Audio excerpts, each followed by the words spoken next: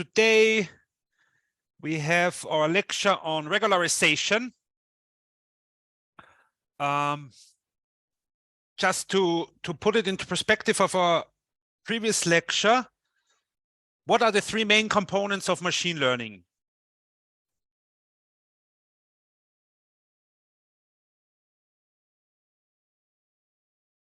Yes, I see already. Yeah. Yes, data model loss. So regularization is about making machine learning methods work better when they fit a model to data. So we have data points, each characterized by a feature X and a label Y. So we have some data points. Okay. So this is data. So this would be the third data point, let's say, characterized by the feature vector X superscript 3 and Y superscript 3 is the label. So far, so good. Yeah, please do not hesitate to ask questions anytime by chat or by audio. Okay, so the second component was, first component was data, second component is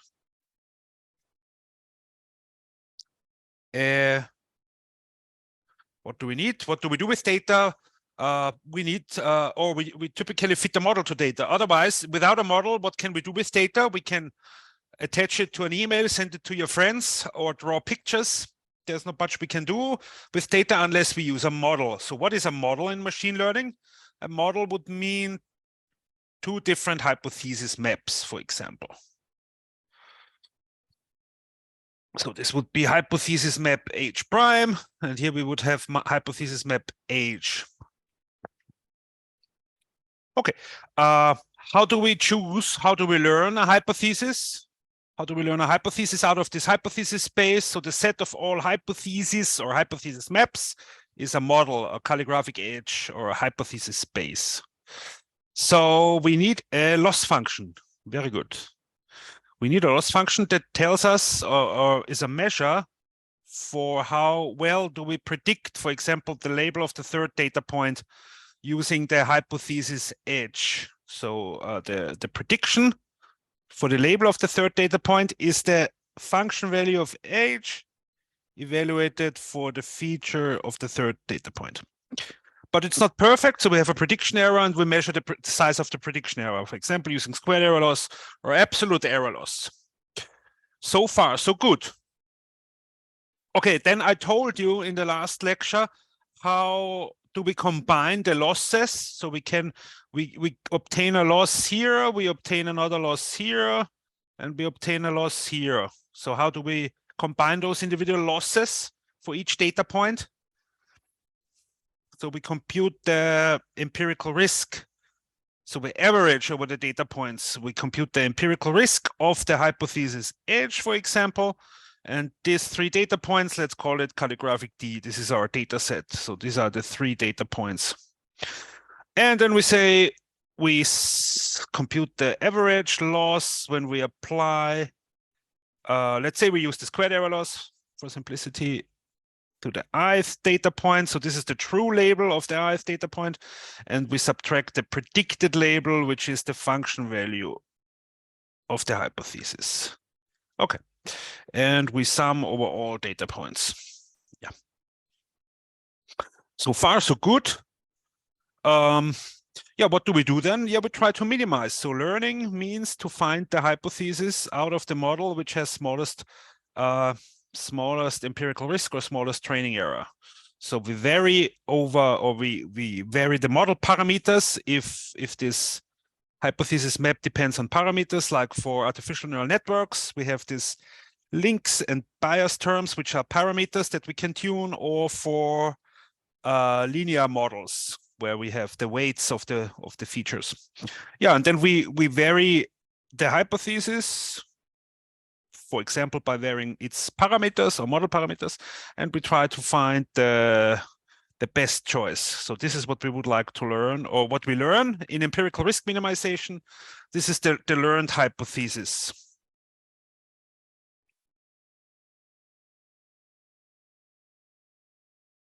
Learned hypothesis by empirical risk minimization. So, and how do we get this optimal hypothesis? How do we solve this optimization problem, this empirical? So this is called empirical risk minimization. So how do we solve this in practice? Using Python, for example, using the famous which function?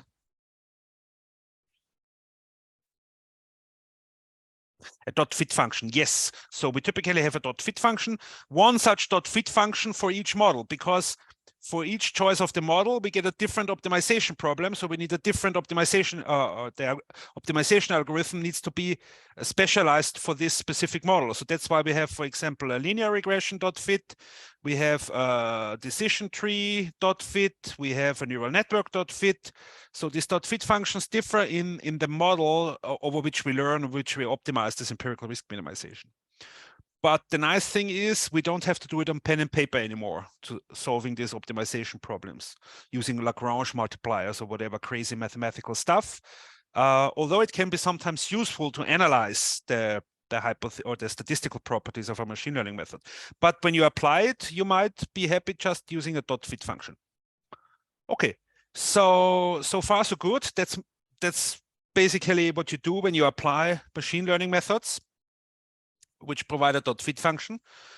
But the problem is the bad guy of machine learning, so to say, if you like Billie Eilish, the bad guy of machine learning is overfitting, because, and this means that what we optimize in empirical risk minimization is not what we actually want to optimize. What we actually want to optimize is the risk, is the expected loss or the expected squared error in the case of the squared error loss of y minus h of x averaged. So this expectation is an average over all possible data points that are drawn from the distribution, from an underlying distribution. So this is the actual thing that we would like to optimize. However, we can only optimize the empirical risk because we observe the data points in the training set, but we typically do not observe the probability distribution that is required to compute the risk or the expectation in the risk here. So empirical risk minimization inherently is an approximation, and this approximation might be bad or very poor. So regularization techniques are all kinds of tricks to change the data points or to change the training set. For example, by adding a bit more data points by augmentation to move this training error, to move this empirical risk more towards the risk function. In other words, we want to learn a hypothesis. We want to change the data and the model or the loss in this empirical risk minimization such that the solutions of this new empirical risk minimization is a hypothesis that not only performs good or predicts well on the training set itself, but also outside the training set. But then, of course, the question is, what is outside? If you only have training data, how do you define outside? What is outside? What is beyond the training data? If you only see 3 data points, you only see 3 data points. And that's where assumptions kick in, or this inductive biases. So you need to assume something. You need to have some assumption for how the data points look outside the training set. Does any one of you know examples for such assumptions, or how such assumptions could look like?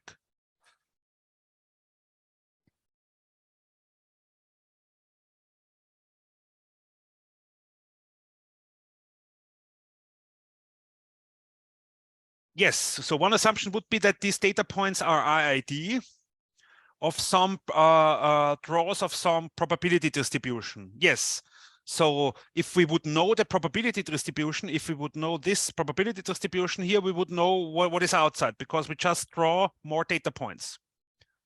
Yes, another example for such assumptions might come from physics. We might just know from physics that if data points are here, then there should be also then it's also likely to observe data points here with a bit different features but the same label value. Yes, noise. So one assumption could be obtained from a practical perspective. So let's say the feature of a data point, so this would be the third data point, the third feature, is obtained by a temperature sensor. You can buy these devices on your favorite electronics shop, temperature sensors, and in this temperature sensors typically also come with a data sheet. Nowadays, the data sheet is a PDF, and you get a link to the data sheet. And in this data sheet, they typically specify an accuracy level, so relative or absolute accuracy. This device can measure temperature only with ±2 degrees. And this we could use as an assumption or as a way to define outside the training set, because we could then say, well, we could have observed this data point equally as well. We could have observed the data point with feature +1 degree. So if the feature values are degrees, or feature value 1 degree less. So we could add data points around each original training data point. We add data points by perturbing a bit the feature values. And this, by the way, is already our first regularization technique, which is called data augmentation. Data augmentation. And this is a pretty nice idea because we just generate more and more data as we need. So if we replace, in this example, each original data point by one data point that we get if we add +1 in the feature here, and one that we get by subtracting 1 degree in the feature, we get now, instead of each original data point, we get 3 data points. So we multiply times 3 the data size or the set, the size of the data set. So we would go from M, this would be the size or sample size, the size of the training set, to 3 times M, just by adding 2 perturbations for each data point. And why not adding 5 perturbations or adding 10 to the power of 3 perturbations? So you can blow up or you can scale the sample size basically as much as you want. But what you do is you also equivalently you enforce some smoothness, because if you add these training points, these additional data points in the training set, and you add more and more of those, and this have a larger and larger spread. So this means what you actually want to learn is a flat hypothesis. So when you augment this data, you equivalently force the .fit function, the empirical risk minimization algorithm, to learn more and more flat hypothesis maps. But this might actually be something that you like, because you want to require a hypothesis. You want to learn a hypothesis that does not change too abruptly. So would you like to learn such a hypothesis that, for example, does this? Would you like such a hypothesis? Well, this part here seems to be very strange. So, but when you look at the training set, this blue hypothesis would do very well on the training set. But outside, it does this crazy peak here. And this crazy peak could actually mean something very bad. It could be what I call a backdoor. We'll talk about these backdoor attacks and data poisoning in general in a later lecture. But the idea would, in this backdoor attacks, is somehow manipulate or fool the learning process such that the machine learning algorithm learns a hypothesis with a very strange behavior at some location outside the training set. And somebody knows where this behavior takes place. This somebody might be an evil Austrian who wants to access a bank account or something, like a criminal. So you might actually want to prohibit that or favor the machine learning algorithm to not learn such a hypothesis. And one way could be you do a more a stronger data augmentation. So you would make here this data augmentation using a super large spread, and then you basically prohibit learning such a crazy hypothesis. Yes, there's another comment. Sensitivity analysis, a form of regularization. Well, it's related to sensitivity analysis, but sensitivity analysis, as the name suggests, is some diagnosis method. And in regularization, this is a technique to improve the learning process. So this is not only diagnosing, but this is curing the machine learning algorithm in a certain sense. So you could use a sensitivity analysis to inform if you should do regularization. Okay. Any other questions regarding data augmentation? This is our first regularization technique.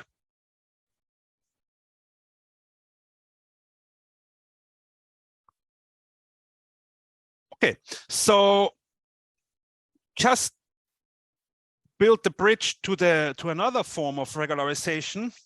In general, the behavior of an empirical risk minimization method that takes in training data, we call this calligraphic D, and outputs a learned hypothesis by solving such an empirical risk minimization problem. The behavior of such an algorithm can often be characterized, at least approximately, just by looking at two numbers. And these two numbers, or the ratio of two numbers, which is the effective dimension or size of the model that is used in empirical risk minimization. So here we have this arg min over the hypothesis in the models, and then average over some loss. And we average over all data points in this training set. Yeah, and the important quantity is the ratio of the size of the hypothesis space and the size of this data set, which is the number of, which we said is the number of data points. And so data augmentation is a method to increase this sample size. So if we increase the sample size, we go to the left here, we make the ratio smaller. So this indicates that here should be a good spot, but on the other hand, if we are here at 0, this means the effective dimension of the model is 0, so it's a very small model, and a small model is not good intuitively and also in theory. So also for small models, we have typically a large training error, but at some point we get perfect training, and this is exactly when by definition, it's actually the definition of this effective dimension. When the effective dimension is equal to the number of data points in the training set, we get 0 training error. So this here is the empirical risk of the learned hypothesis. Okay, so this H hat is a learned hypothesis. So this is optimized to make L hat actually small. But we get one such training error for each choice, for each different choice for the model and the corresponding effective dimension of the model. Yeah, here was just one question that I want to take now. How can we know we are doing too much, too little data augmentation? Yes, the ultimate test is always then on a test set. So regularization techniques are just ways to hopefully improve the learning, to make this empirical risk minimization more accurate. But in the end, you get then some hypothesis using the augmented data set, and you must then try out this learned hypothesis that you get after data augmentation. This you must try out on a test set in the end. So there's always the frank or the honest truth is always in the end on a test set. And if the test set error is still too large, then you know the data augmentation didn't work as you hoped for. Might be too large or too small. Okay. But yeah, let's now continue here with the dependence of the machine learning behavior of as a function of the effective dimension. Yes, so yeah, in general, here's another comment. So it's a trial and error process, and there's no general rule. Yes, so at the bottom end of machine learning, it's trial and error. There's no general rule.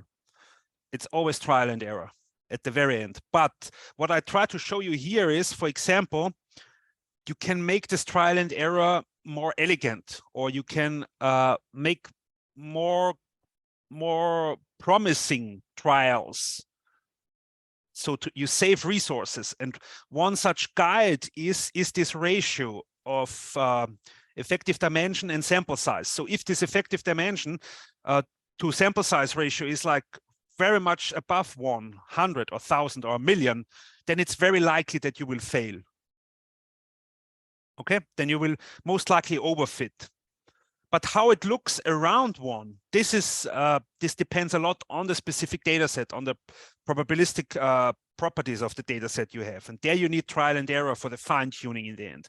But you get a rough overview by looking at this ratio of effective dimension of model and sample size. Yeah, the question is, what is the numerator? The numerator in the ratio.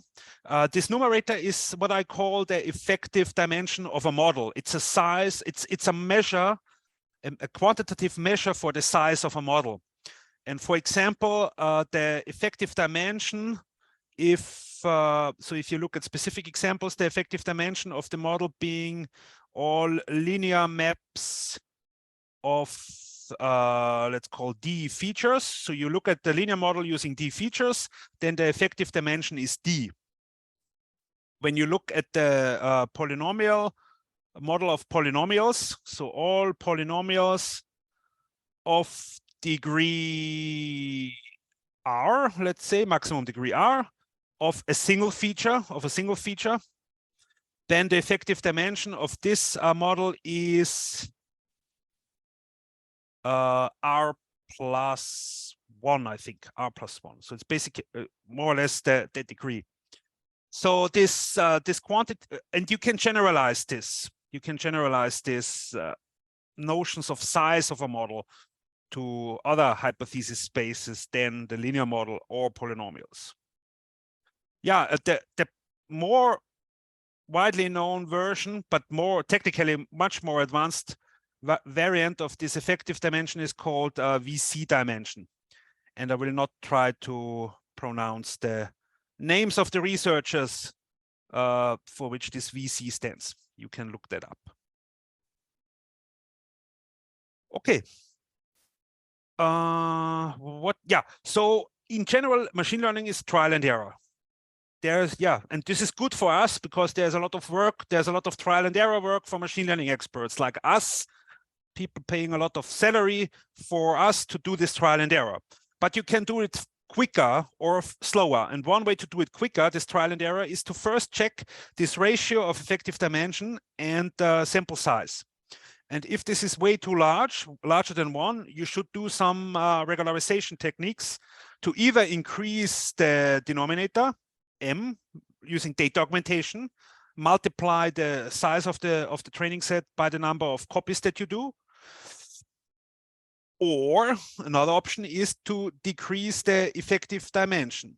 Because if this effective dimension is too large, what you see in the risk, so there's this empirical risk, but what really is important is the risk. So this is the risk of the learned hypothesis. This here is the expected loss, let's say the squared error loss of the learned hypothesis. And this here will become larger and larger, or typically excessively large when you use a model whose effective dimension is larger than the size of the training set. So you want to find this sweet spot here, which I always denote with a heart.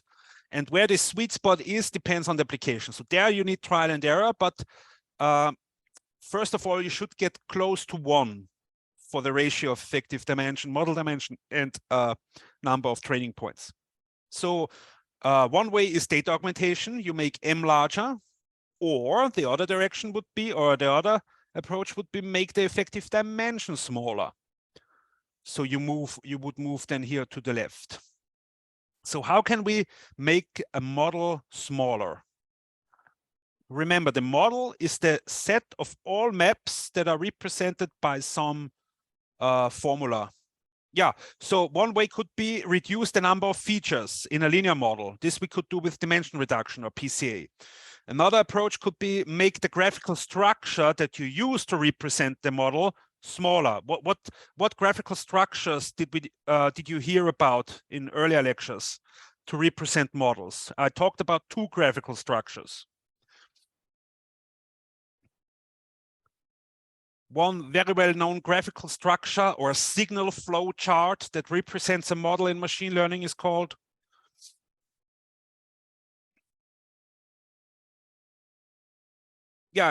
it's using a graph. It uses a graph that has here an input feature, then it has some computational units, then it connects these units using some weights. It has some more units. What is this graphical structure? Or how do we call this? Yeah, an artificial neural network. And one way to make such a model smaller is kick out some of the parts of this graph, like fewer layers, kick out a layer. So model pruning could be a way to make this effective dimension smaller. Use smaller neural networks.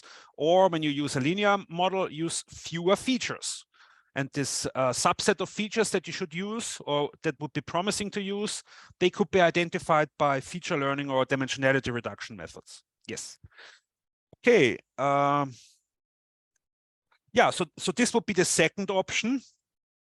The second option would be to reduce the effective dimension of the model by pruning the model, making the model smaller. This would be alternative to the first option, which is to boost or to increase the training set size by data augmentation. By the way, what other examples do you know for data augmentation? So here I have used perturbing the feature values. So adding a bit of noise to the feature values to get more data points. What other forms of data augmentation come to your mind?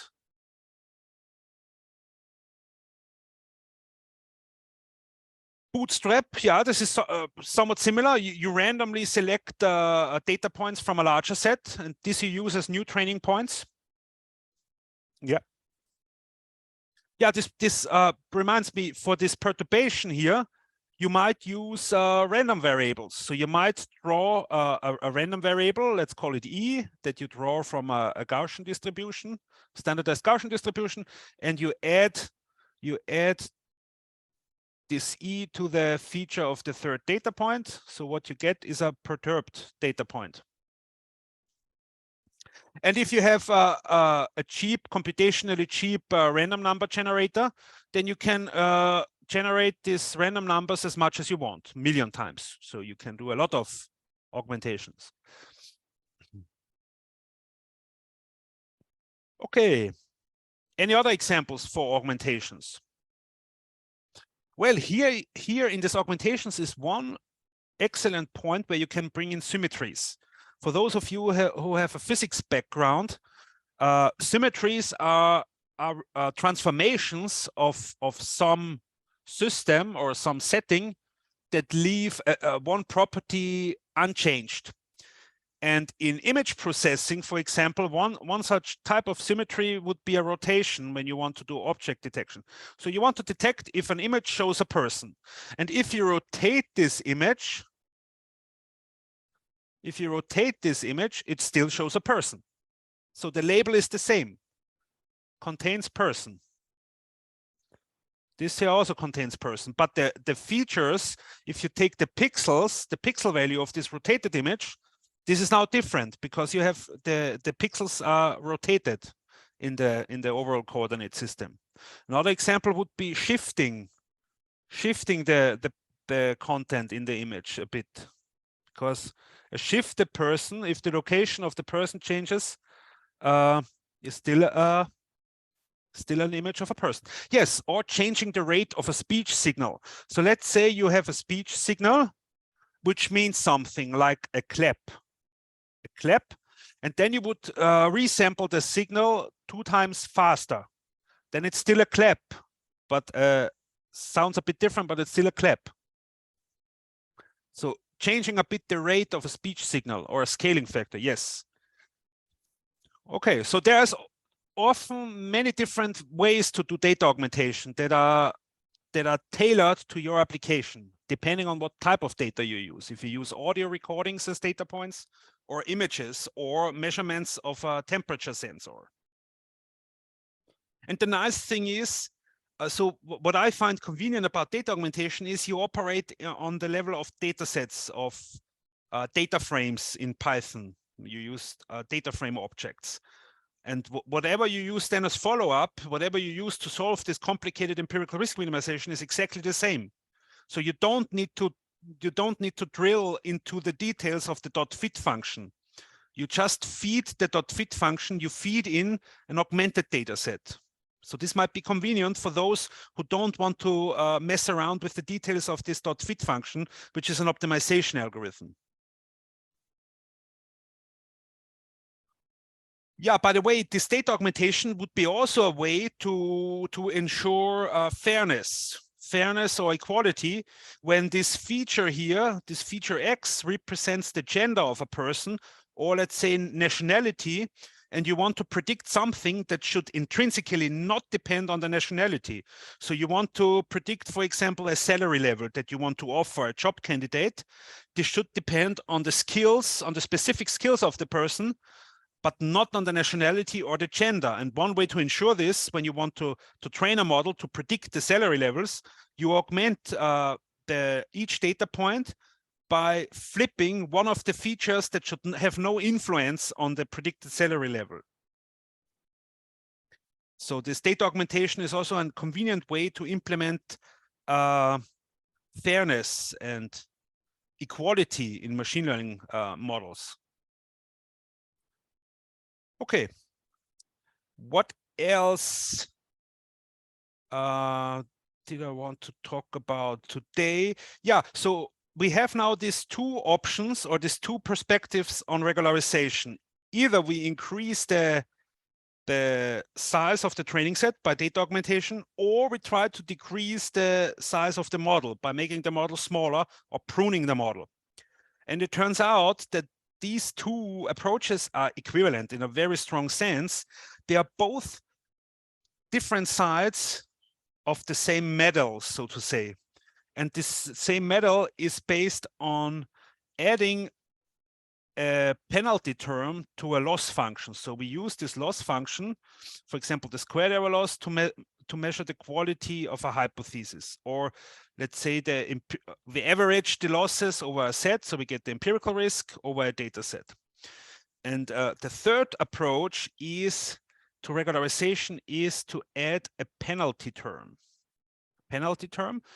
Let's call it R, calligraphic R, that measures the complexity of a specific hypothesis H. And then we minimize this here. And so this is sometimes called structural risk minimization, or regularized or structural risk minimization.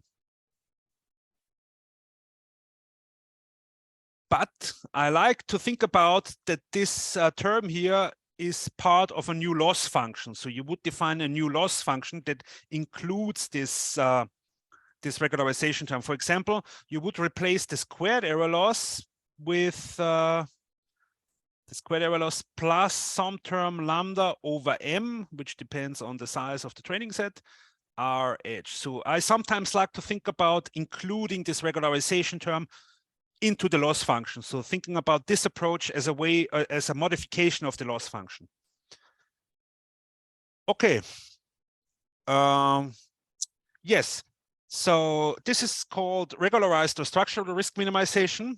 If you start from an empirical risk minimization formulation or problem and add a regularization or a penalty term. This lambda here, lambda is called the regularization parameter or regularization strength or parameter. So the larger the lambda, if we make this large, we prefer more and more a simple hypothesis. Simple hypothesis, and simple, this depends what simple means. What we mean by simple depends on how we choose this regularization term.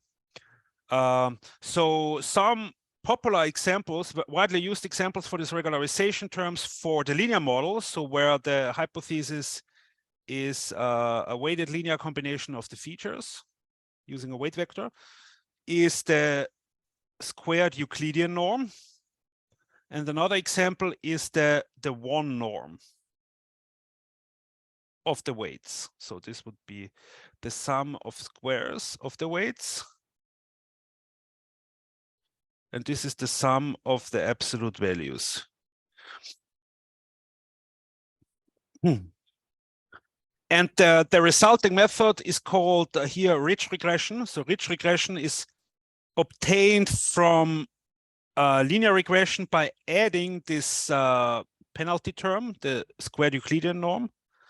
And this here, when you add the one norm, this is called the lasso. There's a funny abbreviation.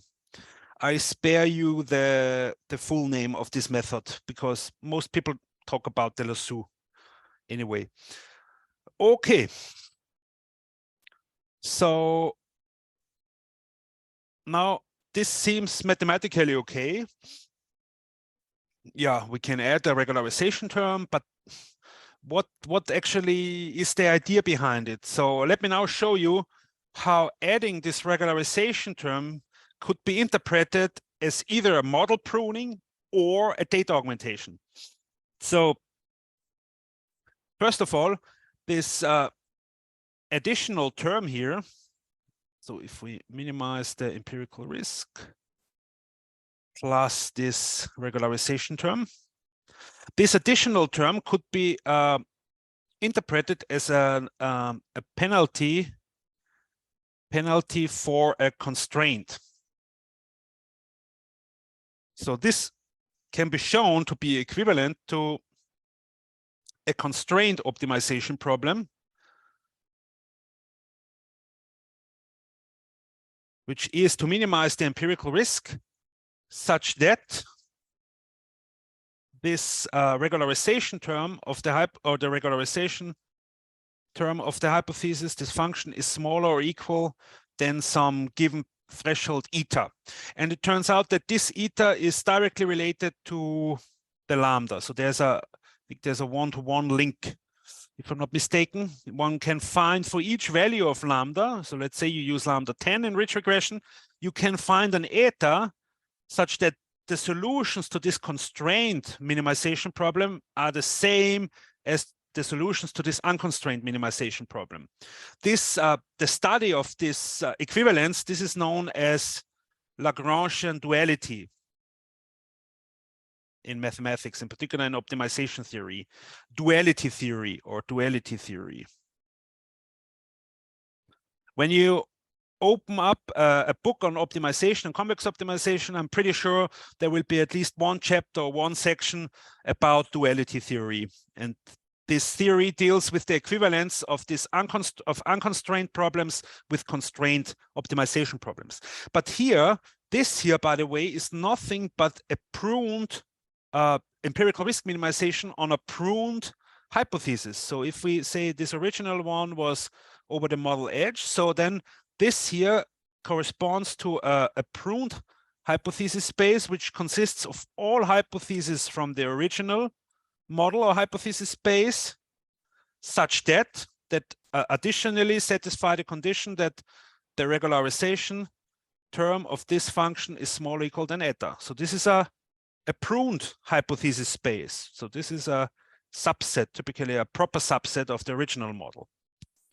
Okay, so by convex duality or by duality theory of optimization, we can translate this penalty-based regularization technique by adding, for example, the squared Euclidean norm or the one norm to a plain or a basic, a traditional empirical risk minimization problem on a pruned hypothesis space. Okay.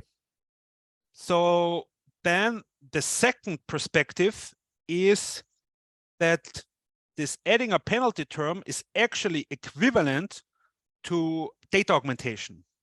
So when you add an, or let's illustrate again this data augmentation. So we have our original data set using 3 data points. And we want to minimize, we want to find a hypothesis with minimum, let's say, average squared error. So what we do is, so this is the feature X, this is the label Y. We want to minimize the sum from 1 to 3. Oh no, I is the index. Let's stick to the notation of the lecture notes. 1 to 3. And we minimize the average squared error loss. And we minimize over all hypothesis maps in our model, whatever that is. Okay, and now we could say, well, we know that the feature values of the data points, they are noisy, so we could equally well observe this here and this here, and here one, and here one. So with the same label value, we leave the label values unchanged, but we wiggle around the feature values a bit. Yeah, by the way, you could also do data augmentation by wiggling around the label values a bit, because you might have sometimes labeling errors. So if the label value comes also from a sensor, then this also has uncertainty or measurement errors. Or if the label value comes from a human expert, then the human expert might be tired sometimes and label wrong. So you might also want to augment the data points by wiggling around or by changing a bit, perturbing the label values of the data points. And in this way, when you then train on an augmented data set using this type of augmentation, you make the learned hypothesis more robust against small errors in the data labels. And this might be useful, for example, when you have outliers in the data set. Okay, so we have now this original training error using the original data points. This would be here. So this all go in here. And then if we now compute the training error on the augmented data set, we have this additional errors. And if you collect those additional squared errors, you could write them as an additional term here. And this is exactly a regularization term. So this additional error terms on the augmented data points gives rise to an additional term in the objective function of empirical risk minimization. And this additional term is a penalty term. Of course, if you only use 2 augmentations, then this penalty term will depend implicitly in some way or the other on the data set. So this might depend on the data set. However, if you use a probabilistic approach, let's say you generate these perturbations by adding a Gaussian distribution or by adding a Gaussian error, so you make infinitely many perturbations by adding a Gaussian random variable to the features, then this does not depend anymore on the data set, but only on the statistics of this perturbation random variable. And it turns out that this lambda here is exactly, so if this would be sigma squared, then this lambda, this regularization parameter, has the nice interpretation as being the variance of this distribution. Yeah, this equivalence works for ridge regression. I have shown this in the lecture notes for ridge regression. So when you add here a Gaussian variable to the features, what you get for the regularization term is exactly the squared Euclidean norm of the weights for linear maps. So this works only for linear maps, this equivalence here. So this must be h of x is a linear map. Okay, so also the data augmentation perspective is equivalent to adding a penalty term. So in some sense, this penalty term, adding a penalty term, is equivalent or an indirect way to either increase the model, the size of the data set, so it's equivalent to data augmentation, or to decrease the model size. It's equivalent to model pruning because of this convex or duality theory of optimization problems. And so there's a lot of flexibility in how you implement regularization. You can implement regularization either via augmenting the data points, or via making the neural network smaller, or via adding a penalty term to the loss function. And it depends on your specific application, also on what software you have available. In some software tools, it's more convenient, or it's very convenient to change the objective function, to change the loss function. I think in PyTorch, if I remember correctly, this can be done quite conveniently, where you can basically define a custom-made loss function. So you can define whatever penalty term you want. If, however, this is not so convenient, but rather it's easy to generate new data to move around or manipulate data sets, then you might stick to the state augmentation approach. Okay, so that's basically what I had in mind to tell you about augmentation, regularization techniques. Are there any questions from your side? There was one, in which cases it is not advisable to use state augmentation as a regularization method? Yeah, I cannot say this in general. I don't have a generic answer for that. As I said, it depends also on the software tools that you have available. If it's convenient to change penalty terms, so to change the loss function, then you might go via this penalty term perspective and not data augmentation.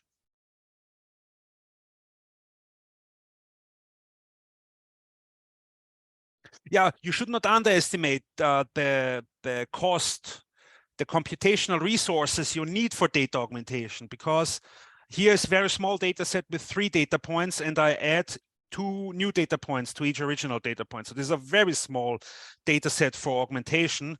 But in reality, you might have large data sets with billions of data points, and the data points might be very high dimensional object, like high definition videos or images. So adding 5 times more of this lots of data is a large amount of raw data, a large amount of bits that might need to be transmitted over communication networks. So this might be a limiting factor for how you can implement, or to the extent to which you can implement data augmentation.